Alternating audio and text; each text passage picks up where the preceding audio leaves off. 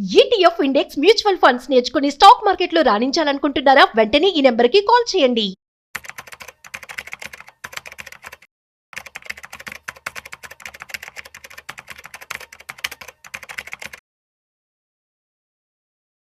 Hello నమస్తే, welcome to Suman TV. ప్రస్తుతం మనతో పాటు స్టూడియోలో సుందరరామ్ రెడ్డి గారు ఉన్నారు. వీరితో ఈరోజు కొన్ని విషయాల గురించి మనం మాట్లాడతాం. హలో అండి, నమస్తే. నమస్తే మేడం. సార్, ఇప్పుడు మనకి ట్రంప్ థర్డ్ వరల్డ్ కంట్రీస్ అని రిలీజ్ చేశారు. అయితే దీంట్లోకి ఏమేమి కంట్రీస్ రాబోతున్నాయి అండ్ మోస్ట్లీ ఇండియాకి ఏమన్నా ఎఫెక్ట్ ఉంటుంది? ఎందుకంటే మన ఇండియన్సే ఎక్కువగా యూఎస్కి మొగ్గు చూపి జాబ్స్ పరంగా కానీ స్టడీస్ పరంగా కానీ వెళ్తూ ఉంటారు.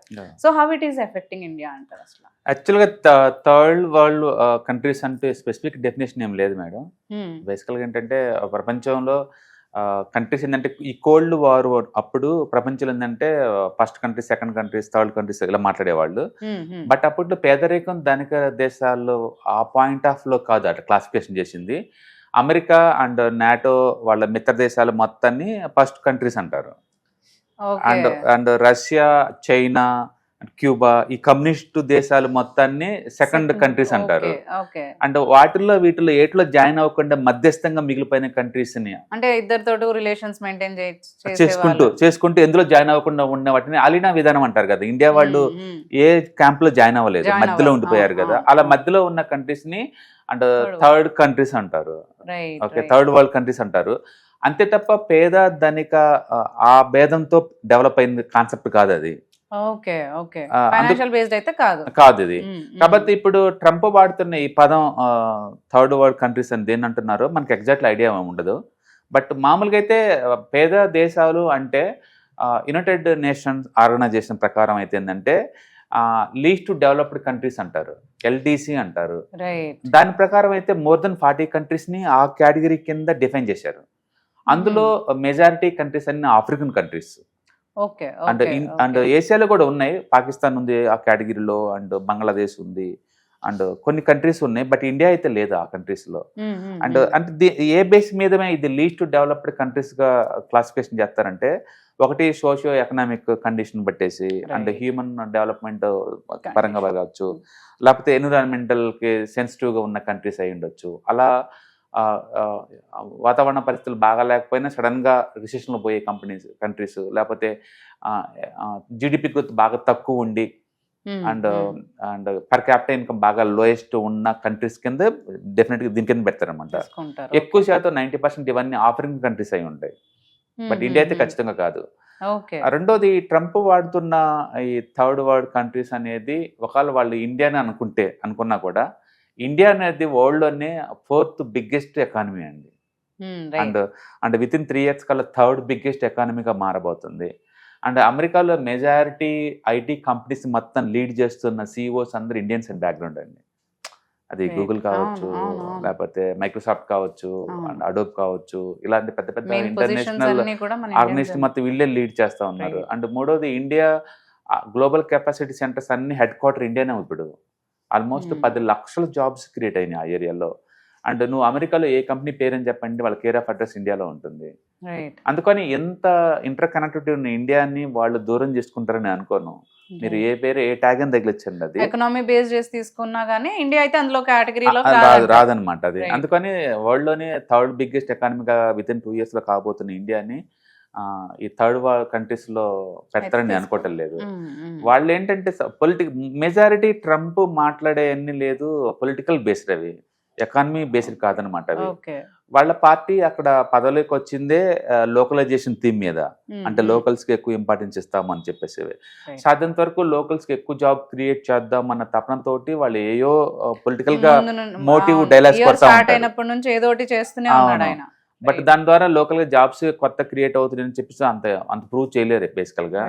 ఎందుకంటే మోడర్న్ ఎకానమీలో సప్లై చైన్ నెట్వర్క్స్ లో కొన్ని వందల ప్రొడక్ట్స్ మొత్తం ఒక ప్లేస్ అవుతా ఉంటాయి. ఇప్పుడు యాపిల్ చూసుకోండి, యాపిల్లో ఒక ప్లేస్ లో మ్యానుఫ్యాక్చరింగ్ అవ్వదు, డిఫరెంట్ కాంపోనెంట్స్ డిఫరెంట్ కంట్రీస్ లో మ్యానుఫ్యాక్చరింగ్ అవుతా ఉంటాయి. అవన్నీ ఒక ప్లేస్కి వెళ్ళి అసెంబ్లీ అవుతా ఉంటాయి అనమాట. ఇలాంటి టైంలో మేక్ ఇన్ అమెరికా పాసిబుల్ అవుతుందంటే అంత ఈజీ ఏం కాదు. జస్ట్ వీళ్ళు ఏంటంటే అనౌన్స్మెంట్ చేస్తూ ఉంటారు తప్ప ఏది అది వర్కౌట్ అవ్వదనమాట. లాంగ్ టర్మ్ పాయింట్ సస్టైనబిలిటీ ఉండదు. రెండోది, వరల్డ్ వైడ్గా కాంపిటేటివ్నెస్ ఉంటుంది. ఇప్పుడు ఏదైనా ప్రోడక్ట్ చూస్తే, ఇప్పుడు యాపిలే ఉందనుకోండి, చెన్నైలో యాపిల్లో కొన్ని లక్షల మంది మ్యానుఫ్యాక్చరింగ్లో ఉన్నారు. ఇండియాలో ఆల్మోస్ట్ 40 కంపెనీస్ తయారు చేస్తున్నాయి యాపిల్ సంబంధించిన ప్రొడక్ట్స్ మొత్తాన్ని. అందులో యావరేజ్ శాలరీ లేవర్కి ఇచ్చేది 20,000 పర్ మంత్ ఇక్కడ. ఇప్పుడు అదే యాపిల్ తీసుకెళ్లి అమెరికాకి షిఫ్ట్ చేసేసి అక్కడ 20,000 వస్తాయి అంటే వాళ్ళు ఎవరు వర్క్ చేయరు అక్కడ. అక్కడ మినిమం వేజెస్ మినిమం 2 లక్షలు ఉంటుంది పర్ మంత్. ఆ రేటుతో మ్యాన్ పవర్ రేట్ పే చేసుకుంటూ యాపిల్ తయారు చేసేసి వరల్డ్ వైడ్ నువ్వు అమ్మలేరు ఆ రేటుకి. అందుకని ఈ కాంపిటేటివ్నెస్ ఎక్కువ ఉన్న ఈ రోజుల్లో మేక్ ఇన్ అమెరికా అంటూ నువ్వు దాని మీద ఎక్కువ టూ మచ్ ఫోకస్ చేసుకుంటూ ఉంటే అంత వర్తం కాదు. ఇప్పటి వరకు వాళ్ళ స్ట్రాటజీ ఏంటంటే హై అండ్ టెక్నాలజీస్ వరకు వాళ్ళు ఉంచుకొని లో వేజీ మొత్తం అవుట్సోర్స్ చేశారు మొదటి నుంచి. తద్వారా ఎదిగింది అమెరికా. ఇప్పుడు నువ్వు మళ్ళీ లో వేజ్ శాలరీస్ మొత్తం బ్యాక్ తెచ్చుకుంటావు అమెరికా అంటే, అమెరికాలో ఎవరున్నారు దాంట్లో వర్క్ చేయడానికి కూడా? నీకు మ్యాన్ పవర్ దొరకదు, ఎకనామికల్ గా అది ఫీజిబిలిటీ అవ్వదు అనమాట.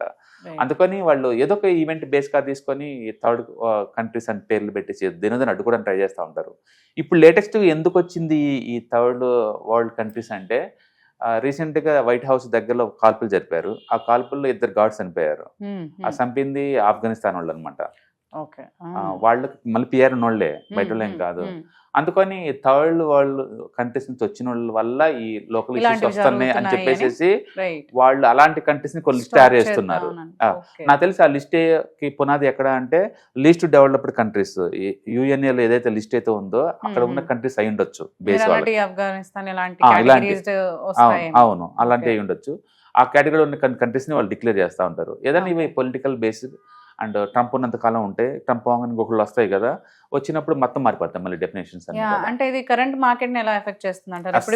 సెట్ అవుతుంది మార్కెట్ కి ఎలాంటి ఎఫెక్ట్? అసలు ఇలాంటి ఏం ఎఫెక్ట్ ఉండవండి. ఇలాంటి వాటి వల్ల కదా, అది ఎకనామికల్ గా ఏదైనా ఎఫెక్ట్ అయ్యేలాగుంటేనే ఎఫెక్ట్ అవుతుంది.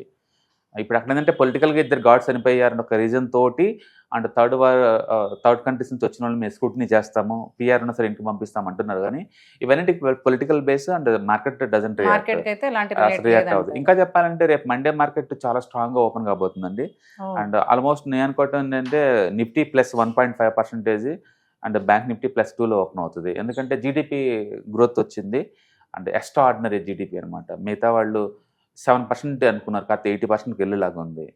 కాబట్టి స్ట్రాంగ్ పాజిటివ్ న్యూస్ ఉన్నాయి. కాబట్టి రేపు Monday market gap up opening, Nifty అయితే 150 నుంచి 200 పాయింట్స్ దగ్గర ఓపెన్ అయ్యే ఛాన్స్ ఎక్కువ ఉంది. కాబట్టి ట్రంప్ ఈ థర్డ్ వరల్డ్ డైలాగ్ ఇలాంటిది మార్కెట్ కి అయితే రిలేటెడ్ లేదంటారు. సో పానిక్ అవ్వాల్సిన పని లేదు. Great information shared. అండ్ ఇంకోటి మనకి ఇప్పుడు 14th and 15th మనకి వెబినార్స్ అనేవి రన్ అవుతున్నాయి 6 to 9 o'clock. సో దీంట్లో ఏం ఇన్ఫర్మేషన్ అనేది మీరు ఇవ్వబోతున్నారు అండ్ ఏం షేర్ చేయబోతున్నారు? What is this program? మనం ఎప్పుడే చిన్న బిగినర్స్ ఎవరైనా మార్కెట్లో రావాలి అంటే అండ్ ఎట్లా పోవాలి, ఇప్పుడు ఎకానమీ ఎంతగా రైజ్ అవుతుంది, నేను కూడా పార్టిసిపేట్ చేద్దాం అనుకున్నాను అంటే ఇండైరెక్ట్గా అండ్ డైరెక్ట్ వే అంటే స్టాక్ మార్కెట్ ఇన్వెస్ట్మెంట్సే.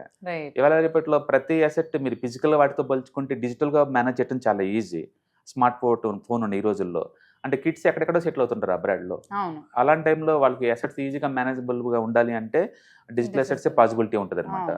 సేఫ్ సెక్యూర్ వేలో ఈ డిజిటల్ అసెట్స్ని ఎలా గ్యాదర్ చేయాలి, ఎలా మెయింటైన్ చేయాలి, వీటన్నిటికీ ఏంటంటే ఈజియెస్ట్ వేలో మీరు నేర్చుకోవాలంటే ETFs, index funds, mutual fund ద్వారా ఈజీ అనమాట. మనం వాటి మీద ఈ మంత్లీ 2 వెబినార్స్ కండక్ట్ చేస్తున్నాం. సో ఈ వెబినార్లో కూడా we're going to discuss all the things. Right. Thank you అండి. Thank you so much. ETFs, index funds and mutual funds, మీరు కనుక స్టాక్ మార్కెట్లో ఎంటర్ అవ్వాలనుకుంటే మార్కెట్లో స్టాక్స్ డైరెక్ట్ గా ఇన్వెస్ట్ చేసే బదులు కపుల్ ఆఫ్ స్టాక్స్ ఇన్వెస్ట్ చేయడం ద్వారా ఏంటంటే ఆటోమేటిక్ రిస్క్ తగ్గించుకోవచ్చు. కాబట్టి మీరు బిగినర్ అయినా లేదా ఎక్స్పీరియన్స్ పర్సన్ అయినా సరే మార్కెట్లో సేఫ్ సెక్యూర్ వేలో లాంగ్ టర్మ్ లో సస్టైనబిలిటీ కావాలంటే ఈ ప్రొడక్ట్స్ లో ఇన్వెస్ట్ చేయడం ద్వారా దాన్ని సాధ్యం చేసుకోవచ్చు అనమాట. కాబట్టి మీకు ఎవరికైనా సరే ఈ ఈటీఎఫ్స్, ఇండెక్స్ ఫండ్స్, మ్యూచువల్ ఫండ్లో ఇన్డెప్త్ నాలెడ్జ్ కోసం అండ్ గైడెన్స్ కోసం ఈ ట్రైనింగ్ ప్రోగ్రామ్ అటెండ్ అవడం ద్వారా మీరు మనీ మేక్ చేసుకోవచ్చు. కాబట్టి మీకు ఇంట్రెస్ట్ ఉన్న పార్టిసిపెంట్స్ ఈ వీకెండ్లో జరిగే వెబినార్ అటెండ్ అవడం ద్వారా ఇందులో ETFs, index funds, mutual funds అంటే ఏంటి, వాటిని ఎలా మనీ మేక్ చేసుకోవాలి, వాటిని ఎలా మేనేజ్ చేసుకోవాలి, వాటి గురించి కాంప్రహెన్సివ్ ట్రైనింగ్ మీకు ఈ ప్రోగ్రాంలో అందించబడుతుంది. ఈ వీకెండ్లో జరిగే ఈ ప్రోగ్రామ్కి ఎన్రోల్ చేసుకోండి. Thank you.